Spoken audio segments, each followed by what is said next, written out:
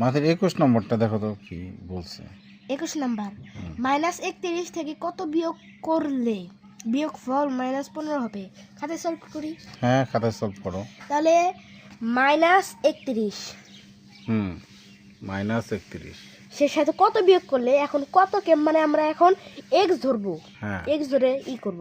তাহলে -31 এর সাথে কত বিয়োগ করলে -15 হয়, এই তো? হ্যাঁ, বিয়োগফল -15 হয়।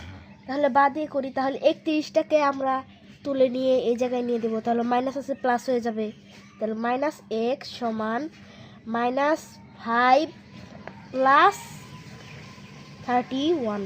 হ্যাঁ, -15 + 31, রাইট। এখন আবার বাদ দিব, তারপরে হিসাব করব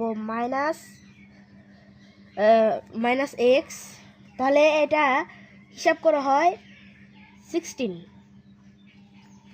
হ্যাঁ, এখন আমরা এই যে বিয়োগ গুণ করব, উভয়পক্ষকে মাইনাস দ্বারা গুণ মাইনাস করব।